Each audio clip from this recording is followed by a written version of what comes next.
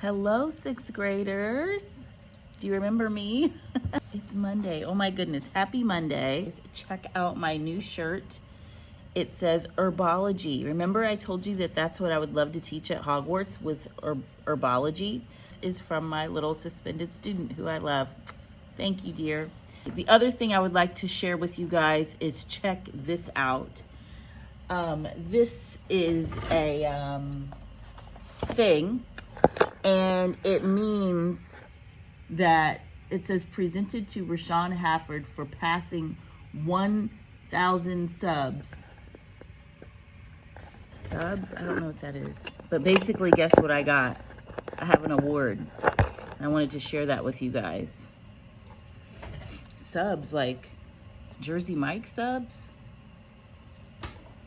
Is that what I won? All right, anyway, let's jump right into chapter 9. The Midnight Duel. Chapter 9, The Midnight Duel, page 143. Harry had never believed he would meet a boy he hated more than Dudley, but that was before he met Draco Malfoy. Still, first-year Gryffindors only had potions with the Slytherins, so they didn't have to put up with Malfoy much.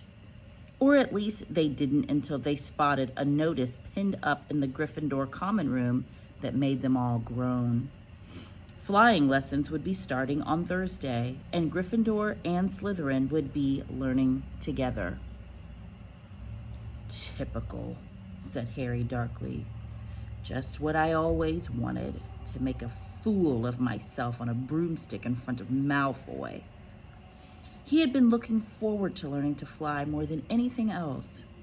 You don't know that you'll make a fool of yourself, said Ron reasonably. Anyway, I know Malfoy's always going on about how good he is at Quidditch, but I bet that's all talk. Why does it feel like I've already read this? Hold on one second. Page 144. I had already read it, but it was for another reason. Anyway, page 144, top of page 144. Malfoy certainly did talk about flying a lot. He complained loudly about first years never getting on the house Quidditch team and told long, boastful stories that always seemed to end with him narrowly escaping muggles in helicopters. He wasn't the only one, though. The way Seamus Finnegan told it, he'd spent most of his childhood zooming around the countryside on his broomstick. Even Ron would tell anyone who'd listen about the time he'd almost hit a hang glider on Charlie's old broom. Everyone from wizarding families talked about Quidditch constantly. Ron had already had a big argument with Dean Thomas, who shared their dormitory, about soccer. Ron couldn't see what was exciting about a game with only one ball, where no one was allowed to fly. Harry had caught Ron prodding Dean's poster of West Ham's soccer team, trying to make the players move. Neville had never been on a broomstick in his life because his grandmother had never let him near one. Privately, Harry felt she'd had good reason, because Neville managed to have an extraordinary number of accidents, even with both feet on the ground. Hermione Granger was almost as nervous about flying as Neville was. This was something you couldn't learn by heart out of a book, not that she hadn't tried. At breakfast on Thursday, she bored them all stupid with flying tips she'd gotten out of a library book called Quidditch Through the Ages.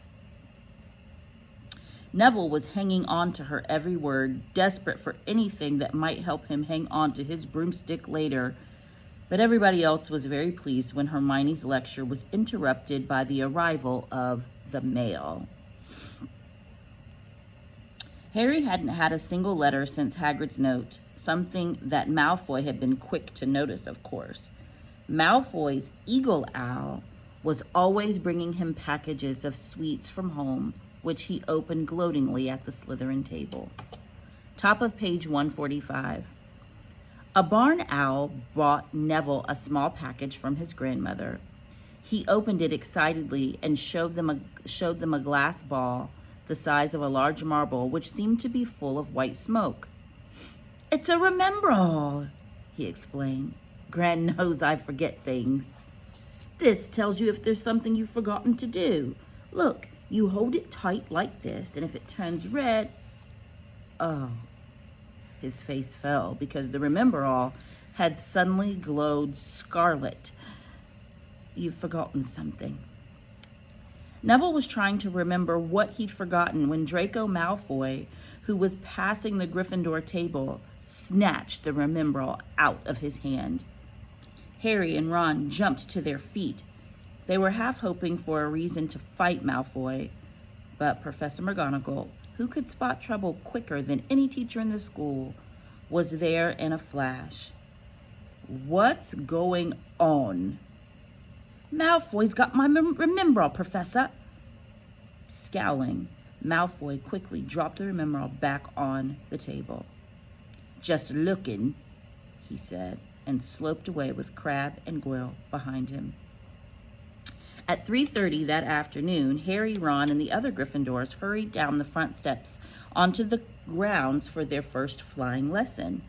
It was a clear, breezy day, and the grass rippled under their feet as they marched down the sloping lawns toward a smooth, flat lawn on the opposite side of the grounds to the Forbidden Forest, whose trees were swaying darkly in the distance. Page 146. The Slytherins were already there, and so were 20 broomsticks lying in neat lines on the ground. Harry had heard Fred and George Weasley complain about the school brooms, saying that some of them started to vibrate if you flew too high, or always flew slightly to the left. Their teacher, Madam Hooch, arrived. She had short gray hair and yellow eyes like a hawk.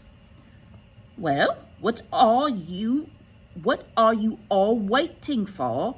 She barked. Everyone, stand by a broomstick. Come on, hurry up.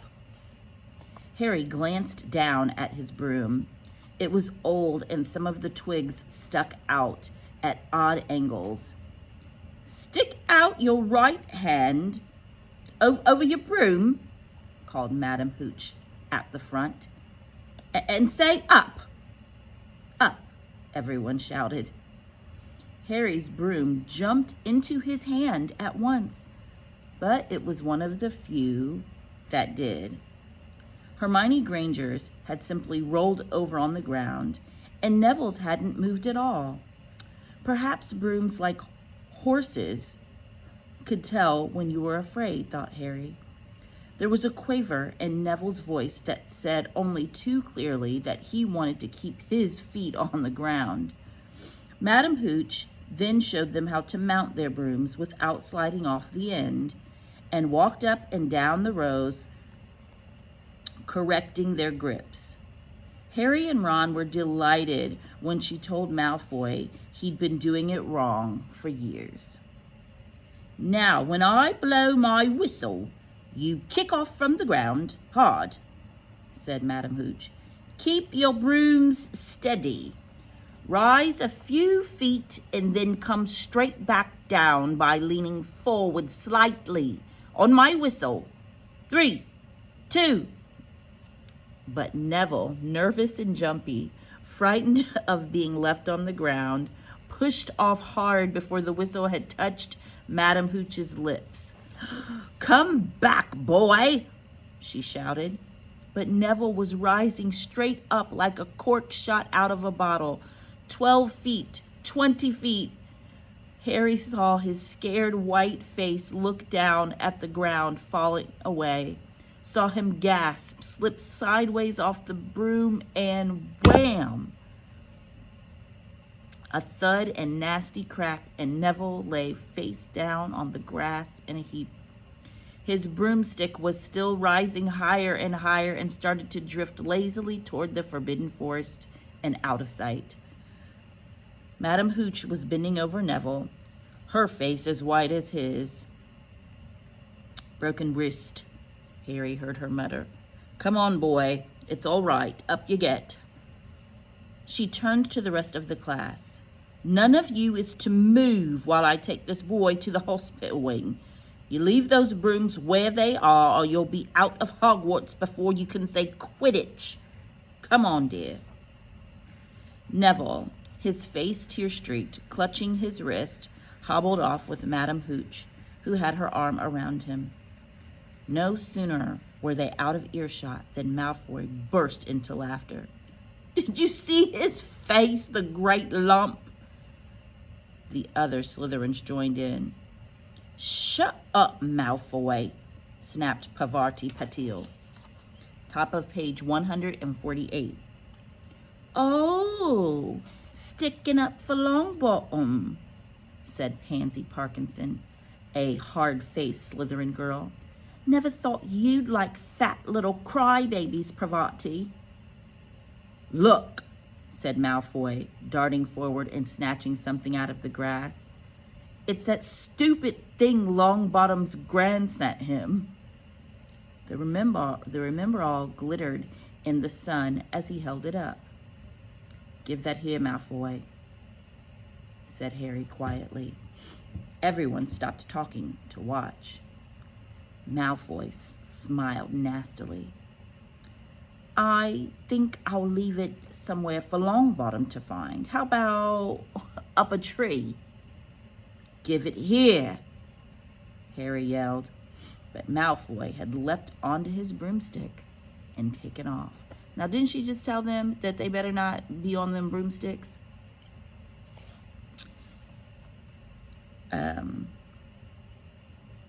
His broomstick and taken off. Okay. He hadn't been lying. He could fly well. Hovering level with the topmost branches of an oak, he called, "Come and get it, Potter." Harry grabbed his broom. "No!" shouted Hermione Granger. "Madam Hooch told us not to move. You'll get us all into trouble." Harry ignored her. Blood was pounding in his ears. He mounted the broom and kicked hard against the ground, and up, up, up he soared. Air rushed through his hair, and his robes whipped out behind him. And in a rush of fierce joy, he realized he'd found something he could do without being taught. This was easy. This was wonderful. He pulled his broomstick up a little to take it even higher and heard screams and gasps of girls back on the ground, an admiring whoop from Ron. He turned his broomstick sharply to face Malfoy in midair. Malfoy looked stunned. Top of page 149. "Give it here," Harry called, "or I'll knock you off that broom." "Oh, yeah," said Malfoy, trying to sneer, but looking worried. Harry knew somehow what to do. He leaned forward and grasped the broom tightly in both hands, and it shot toward Malfoy like a javelin. Malfoy only just got out of the way in time. Harry made a sharp about-face and held the broom steady. A few people below were clapping. "No Crabbe and Goyle up here to save your neck, Malfoy," Harry called. The same thought seemed to have struck Malfoy. "Catch it if you can, then," he shouted, and he threw the glass ball high into the air and streaked back toward the ground. Harry saw, as though in slow motion, the ball rise up in the air and then start to fall. He leaned forward and pointed his broom handle down. Next second, he was gathering speed in a steep dive, racing the ball. Wind whistled in his ears, mingled with the screams of people watching.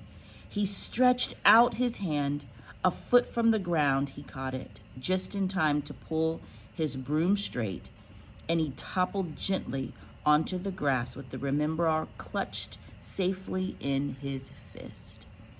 "Harry Potter!" His heart sank faster than he'd just dived. Professor McGonagall was running toward them. He got to his feet, trembling. "Never in all my time at Hogwarts!" Professor McGonagall was almost speechless with shock, and her glasses flushed furiously. "How dare you! Might have broken your neck." It wasn't his fault, Professor." Top of page 150. "Be quiet, Miss But Malfoy, that is enough, Mr. Weasley. Potter, follow me now." Okay, let's make a prediction. What do you think is about to happen? Because seems like it's going to go all bad. We don't know. Do we have time to read one more page? We do. Let's read one more page. All right. He caught the sight of Malfoy, Crabbe, and Goyle's triumphant faces as he left, walking numbly in Professor McGonagall's wake as she strode toward the castle. He was going to be expelled. He just knew it. He wanted to say something to defend himself, but there seemed to be something wrong with his voice. Professor McGonagall was sweeping along without even looking at him. He had to jog to keep up. Now he'd done it. He hadn't even lasted 2 weeks. He'd be packing his bags in 10 minutes. What would the Dursleys say when he turned up on the doorstep? Up the front steps, the marble staircase inside, and still Professor McGonagall didn't say a word to him. She wrenched open doors and marched along corridors with Harry trotting miserably behind her. Maybe she was taking him to Dumbledore. He thought of Hagrid, expelled but allowed to stay on as gamekeeper. Perhaps he could be Hagrid's assistant. His stomach twisted as he imagined it, watching Ron and the others becoming wizards while he stumped around the grounds carrying Hagrid's bag. Professor McGonagall stopped outside a classroom. She opened the door and poked her head inside. "Excuse me, Professor Flitwick, could I borrow Wood for a moment?" "Wood?" thought Harry, bewildered, as was Wood a cane she was going to use on him? But Wood turned out to be a person, a burly fifth-year boy who came out of Flitwick's class looking confused. Top of page 151. "Follow me, you two," said Professor McGonagall, and they marched on up the corridor, Wood looking curiously at Harry. "In here." Professor McGonagall pointed them into a classroom that was empty except for Peeves, who was busy writing rude words on the blackboard. "Out, Peeves," she barked. Peeves threw the chalk into a bin, which clanged loudly, and he swooped out, cursing. Professor McGonagall slammed the door behind him and turned to face the two boys. "Potter, this is Oliver Wood. Wood, I've found you a seeker." Wood's expression changed from puzzlement to delight. "Are you serious, Professor?" "Absolutely," said Professor McGonagall crisply. "The boy's a natural. I've never seen anything like it. Was that your first time on a broomstick, Potter?" Harry nodded silently. He didn't have a clue what was going on, but he didn't seem to be being expelled, and some of the feelings started coming back to his legs. He caught that thing in his hand after a 50-foot dive, Professor McGonagall told Wood. "Didn't even scratch himself. Charlie Weasley couldn't have done it." Wood was now looking as though all his dreams had come true at once. "Ever seen a game of Quidditch, Potter?" he asked excitedly. "Wood's captain of the Gryffindor team," Professor McGonagall explained. "He's just the build for a seeker too," said Wood, now walking around Harry, staring at him. Top of page 152. "Light, speedy, and we'll have to get him a decent broom, Professor, than a Nimbus 2000 or a Clean Sweep 7, I'd say. I shall speak to Professor Dumbledore and see if we can't bend the first-year rule. Heaven knows we need a better team than last year. Flattened in that last match by Slytherin. I couldn't look Severus Snape in the face for weeks." Professor McGonagall peered sternly over her glasses at Harry. "I want to hear you're training hard, Potter, or I may change my mind about punishing you." Then suddenly she smiled. "Your father would have been proud," she said. "He was an excellent Quidditch player himself." We'll stop there, middle of page 152. I hope you guys are enjoying this so far. We're going to keep it on.